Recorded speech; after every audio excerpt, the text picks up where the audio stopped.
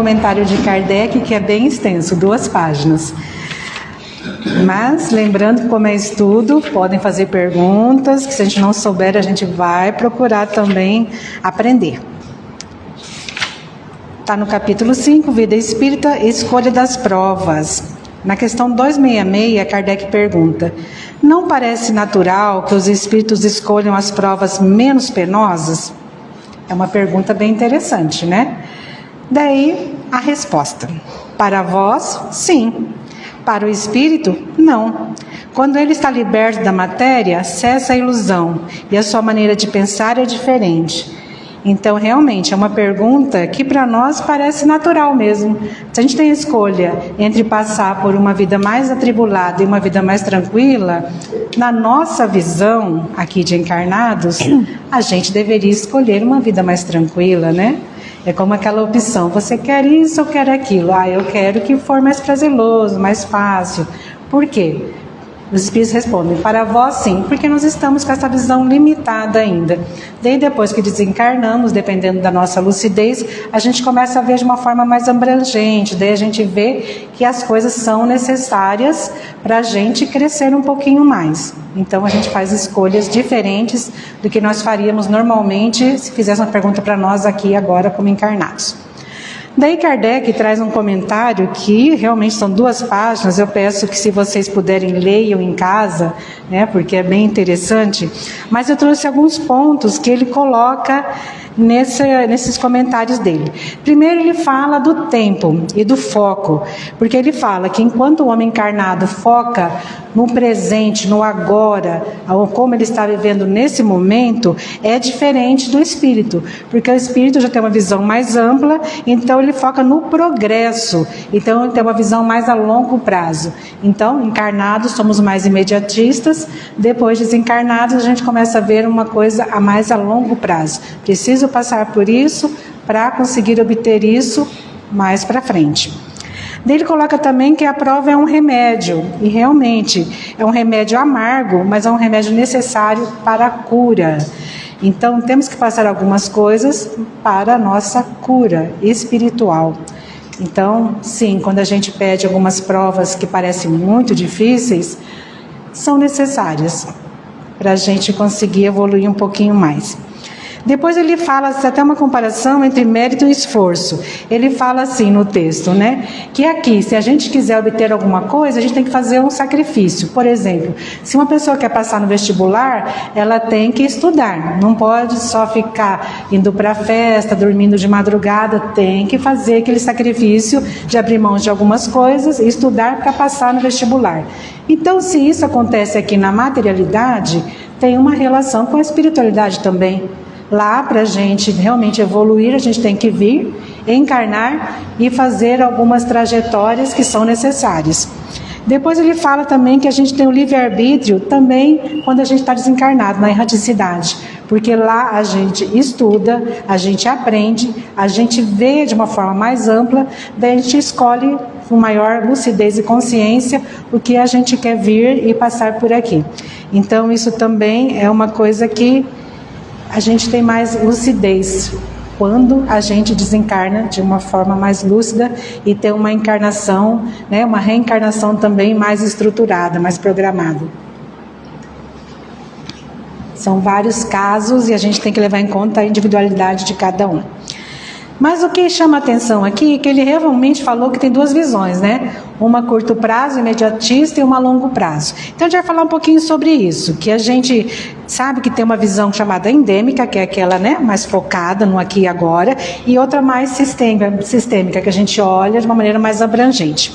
Então vamos ver o que é essa visão endêmica, que fala que é o eu fragmentado. É aquilo que a gente está vendo só o que está acontecendo agora com a gente. Não só nessa encarnação, mas nesse momento, nesse dia, nesse ano, nessa fase. Então a nossa visão realmente é muito fechada. A gente nem consegue, por exemplo, voltar lá no passado, né, e ver a nossa trajetória nessa encarnação da nossa adolescência e tudo, porque às vezes a gente está focado só no aqui e agora mesmo. E isso afeta, né, a nossa dor e no prazer, porque a gente está focado mais em realmente eliminar a dor e sentir mais prazer, mais comodidade. E por isso, como a gente quer eliminar o sofrimento e a dor, então a gente acaba repetindo esses padrões morais. Por quê? Porque eu sei que é assim que eu estou vivendo, então vou repetir isso, mesmo que seja incômodo, é um local conhecido. Então, às vezes, a gente prefere ficar naquele local conhecido, porque o foco está no aqui e agora. E o Kardec também faz uma observação que tem o viajante que está no vale e aquele que já chegou no cume da montanha. Então, quando a gente olha só para o nosso agora, né, o nosso tempo, o nosso desejo de eliminar a dor e conseguir só coisas boas, a gente está no vale, que a gente está conseguindo ver só desse tamanhinho nosso. E depois que a gente consegue andar um pouquinho mais, a gente tem uma visão maior, como os espíritos desencarnados que tenham lucidez. Daí tem essa outra visão, né, que corresponde a essa, né, antagonista dessa, que é a visão sistêmica, que a gente já começa a ver o nosso eu que está sendo construído, o nosso eu que será, é o devir. Então a gente consegue olhar de uma maneira mais abrangente, que a gente foca mais no todo e não só agora. Daí a gente consegue ver também que o que a gente está fazendo aqui agora faz parte de uma engrenagem. Todas as nossas atitudes de agora influenciam não só a nossa vida, mas toda a nossa coletividade. Então a gente começa a se ver como um ser mais universal. E a gente começa a usar também a ética como eixo da nossa vida. Por quê? Porque daí a gente começa a ver o que é necessário fazer, não só o que eu quero, mas o que é necessário fazer. Daí a gente consegue mudar um pouquinho, né? Ao invés da gente pensar só o que a gente quer ser agora, nessa nossa comodidade, a gente começa a ver o que eu quero me tornar moralmente. Quando eu chegar lá na hora de desencarnar, a Lucilena tem algumas palestras que falam sobre isso, eu também indico para vocês, que ela fala exatamente isso. O nosso foco tem que ser o que eu quero ser, o que eu quero me tornar e o que eu estou fazendo agora, passo a passo, para atingir esse objetivo. Então, é interessante a gente saber assim, quando eu desencarnar, eu quero estar melhor como ser humano, moralmente, eu quero já ter atingido uma etapa mínima daquilo que eu planejei ser moralmente. E isso é legal porque existe uma unificação quando a gente começa a pensar isso. Porque quando a gente está pensando só no aqui e agora, parece que é assim. Antigamente eu era uma pessoa quebrada daquele jeito, hoje eu sou uma pessoa quebrada assim, e lá na frente você é outra pessoa quebrada que não tem nenhuma ligação uma com a outra, como se a gente fosse pessoas diferentes. E não, quando a gente começa a saber que a gente tem que traçar uma trajetória para ser principalmente espiritualmente e moralmente melhor, a gente começa a unir tudo que a gente já passou, até os nossos erros, os nossos acertos, porque fica uma coerência. E o que eu estou fazendo agora? Está relacionado com quem eu quero ser? Talvez o que eu tenha sido relacionado com agora esteja muito desconectado, mas de repente de agora a gente consegue fazer essa conexão, porque de certa forma a gente aprende até com as coisas erradas que a gente faz, e agora a gente consegue ter um pouquinho mais de lucidez para ver se as nossas escolhas agora estão coerentes com o nosso eu do futuro. Então é uma forma da gente aumentar o nosso foco. Só que como a gente está encarnado, a gente tem um corpo biológico, a gente tem uma mente, a gente tem outros empecilhos também. Por exemplo, o nosso cérebro, ele também é imediatista. Então, a gente tem o nosso sistema, né, mais instintivo, e tem o nosso que está um pouquinho mais avançado, que é o frontal, que está um pouquinho mais avançado, que consegue já pensar em coisas abstratas, nessa ligação com o divino. Mas o nosso instinto ainda está muito vivo e a gente precisa dele para sobreviver. Mas, ao mesmo tempo, a gente não pode ser refém somente dele. Então, o que acontece? O nosso cérebro ele tem isso também, ele quer nos manter vivo. Nós temos que ficar vivo, então temos que pensar agora. Se eu estou num perigo agora, eu tenho que pensar agora o que eu vou fazer. Então ele não consegue gastar essa energia, porque o cérebro gasta muita energia, principalmente com as coisas abstratas. Então ele fala assim, deixa eu economizar energia, deixa eu ver o que eu posso fazer agora para manter essa pessoa viva, fora de perigo, respirando, se alimentando. Então, ele é mais imediatista. E quando acontece alguma coisa que nos choca muito, um estresse, um perigo, então é como se ele tivesse sequestrado a nossa parte racional e deixado a nossa parte instintiva mais funcionando mesmo. Então, é difícil a gente pensar, por exemplo, estou passando por uma adversidade, por uma dor, por uma doença. O nosso cérebro instintivo vai falar assim, olha, você tem que sair disso, isso daí, você não vai conseguir se livrar, é uma coisa muito ruim. Ele vai dar esse alarme. Então ele vai sequestrar nossa parte racional. Nossa parte racional pode pensar assim, tá, estou passando por isso, mas isso vai me servir de alguma coisa para aprendizado ali no futuro. E não só doença. Às vezes a gente está passando algumas fases da nossa vida que envolve relacionamento, envolve família, envolve outras coisas, né? Nossa parte profissional também, que está muito truncado. Então, a gente entra nesse alarme e não vê que isso, até essas escolhas que a gente está fazendo agora, que parece muito dolorosa, por exemplo, abrindo mão de relacionamentos que nos trazem prazer, né? Que são bons a curto prazo, mas que está realmente nos afastando do nosso caminho, a gente não consegue ver que isso vai ser bom a longo prazo. Então, a gente tem que pensar nisso também, tá? Porque às vezes a gente esquece a nossa parte racional e a gente tem que lembrar disso. Depois, o nosso cérebro também, a gente tem a tendência psicológica de preferir pequenas recompensas boas do que uma recompensa melhor a longo prazo. É aquela história, né? Daí tem até um exemplo da dieta. Ele fala assim, não, mas se eu fizer dieta, eu não vou poder comer doce. Mas daqui um ano, talvez a minha glicose esteja melhor, eu não esteja diabética. Então tá, eu vou fazer isso, porque daqui um ano eu vou ter uma recompensa maior. Normalmente a gente fraqueja e come chocolate. Por quê? Porque psicologicamente a gente quer essas recompensas, mesmo que for menores, mas mais imediata. Parece que a gente não consegue realmente esperar. E a gente também tem uma adaptação mais rápida àquilo que é bom, mesmo que a longo prazo seja ruim. Então tá cômodo agora? Então tá, vou ficar aqui. Porque toda ruptura, toda mudança realmente às vezes causa assim, muita dor para a gente fazer, né? E a gente também não consegue pensar no nosso eu do futuro. Isso é interessante, né? Porque hoje eu fiz até um teste comigo, eu falei, nossa, é verdade. Porque quando a gente pensa na gente daqui 20 anos, a gente pensa como se fosse uma outra pessoa, uma terceira pessoa. A gente não consegue se imaginar nós, com a nossa individualidade, daqui 20 anos. Parece que há uma ruptura nisso. Então, isso também faz com que a gente não tenha essa paciência de trabalhar no nosso eu futuro, para nos ver de uma maneira diferente lá para frente. Isso tudo é psicológico. Daí a gente tem umas ferramentas que a gente pode começar a melhorar a nossa caminhada. Primeiro, a gente pode fazer uma ressignificação, porque normalmente quando a gente está passando por um momento difícil, uma dor, seja uma dor física ou uma dor de fase, a gente sempre faz a pergunta, por que comigo? Ó céus, ó dia, ó vida. A gente pergunta e a gente se coloca no papel de vítima. Então, mudando já esse questionamento, ressignificando, fala assim, tá, estou passando por isso. Não sou nem melhor nem pior do que ninguém. Tinha que passar por isso. Tá bom. Então, vamos ver o que vai acontecer. Como eu vou passar por isso? De que forma eu vou passar por isso? A gente sempre questiona, né? Que fala assim, não é a dor que nos modifica, é como a gente passa por essa dor. Aquilo que a gente consegue aprender com essa dor. Porque tem gente que passa por algumas dores, algumas doenças ficam realmente piores, né? Fica mais mesquinha, fica mais difícil de lidar. Então, como a gente está passando por essa fase? A gente está tirando algum proveito? Então, em vez de ficar falando, por que comigo? Fala assim, olha, o que eu vou aprender com isso? Se colocar como aprendiz. E o nosso cérebro muda também a forma como a gente vai aceitando as coisas. Não estou falando que a gente tem que ficar inerte, gente. Ah, estou doente, vou morrer disso, está tudo bem, vou ficar aqui no quentinho da minha cama, não vou fazer nada. Não. Doença, vamos ao médico procurar tratamento, vamos nos cuidar. Não é inércia. É a gente entender de um foco maior, ao invés de ficar só no eu. Eu estou doente, eu preciso de ajuda, eu. Não, você precisa de ajuda? Ok, mas tem uma coletividade também.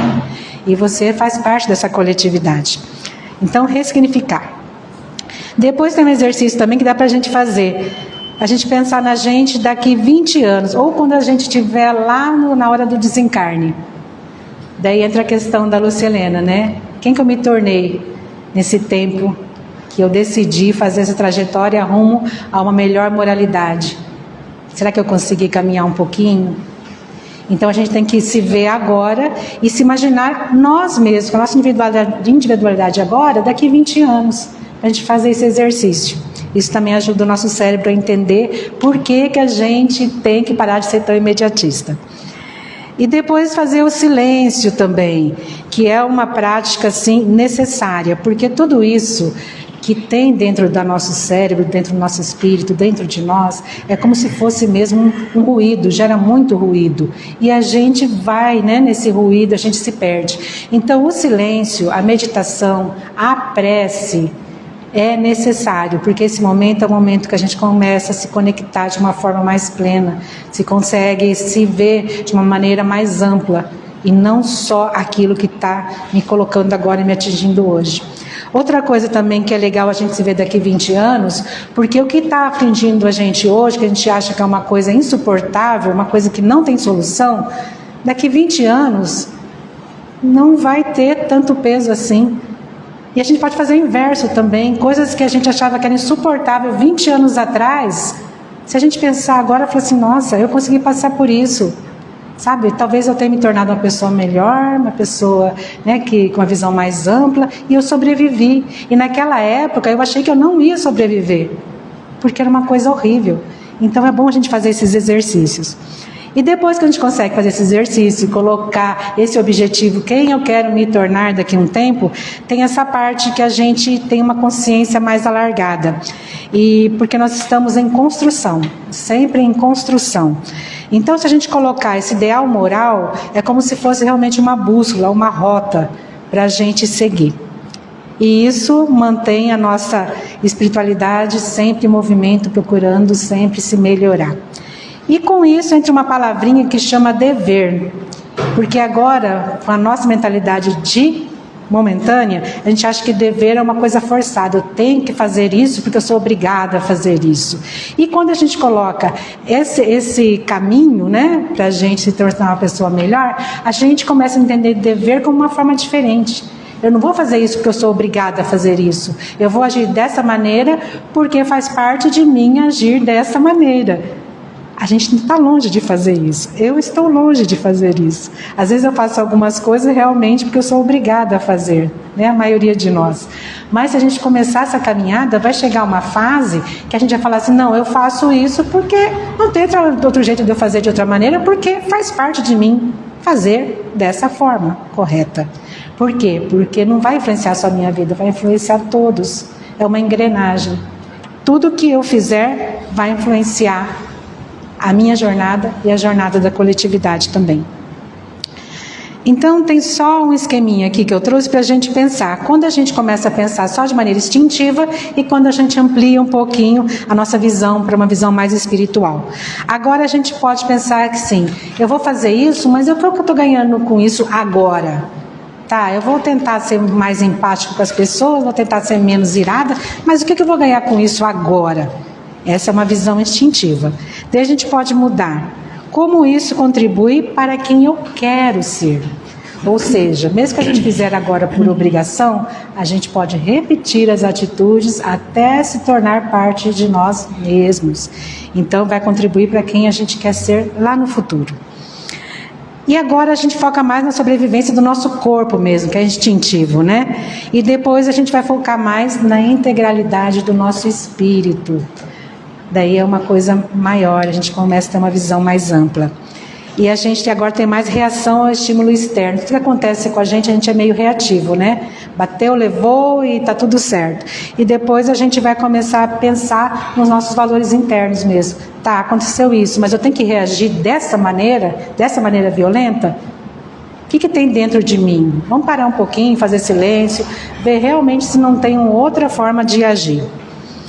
E agora a gente vê os obstáculos realmente como problema. Seja uma saúde, seja uma fase ruim, seja o emprego que a gente perca, né? Qualquer coisa é um problema, é um obstáculo.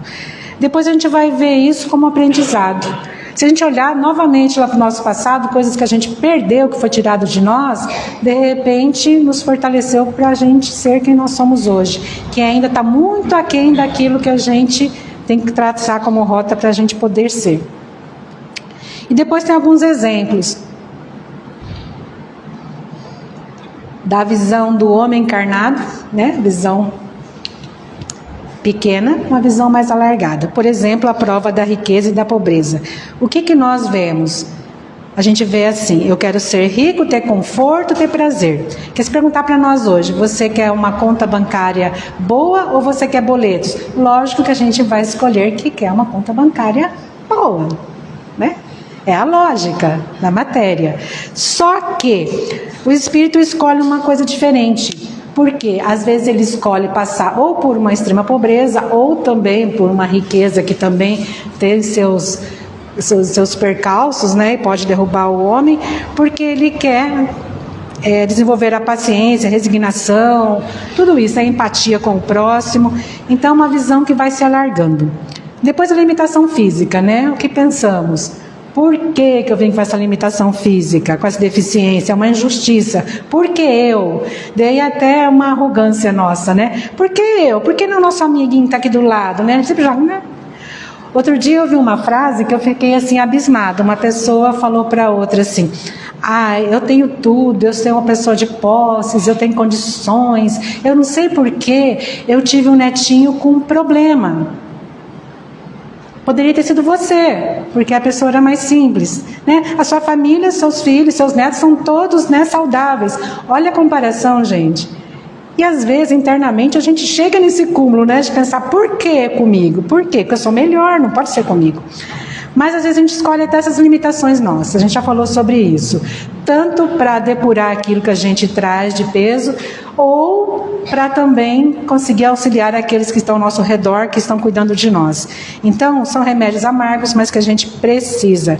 E também quando a gente fala assim: mas eu vim numa família péssima, eu sou uma luz e minha família é péssima. Primeiro que a gente não é luz na família péssima, porque normalmente a gente vem na família necessária por sintonia também. Mas a gente acha que isso é injustiça. E não é. De repente foi escolha mesmo. Mesmo que a gente esteja um pouquinho melhor, ache que esteja um pouquinho melhor, é necessária essa convivência.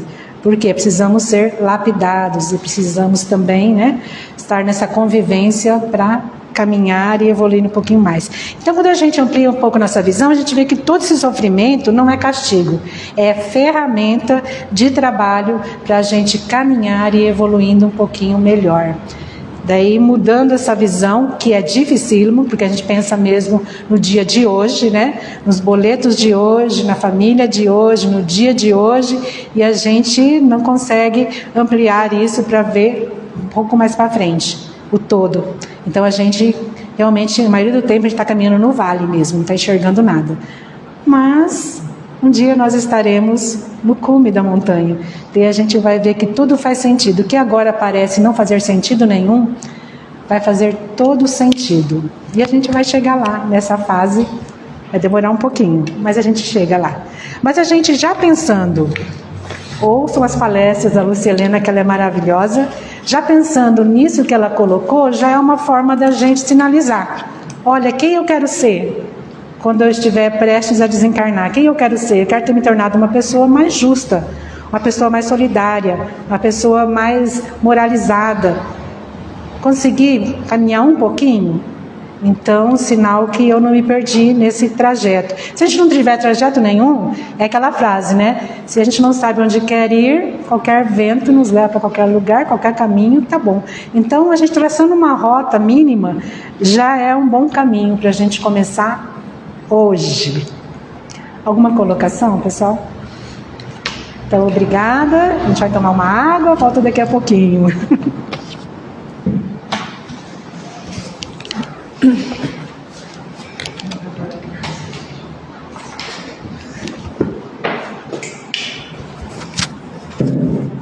Boa noite, pessoal.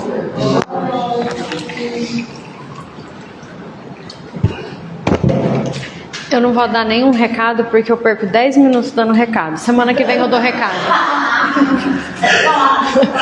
Ok? Tá, ó, sexta, ok.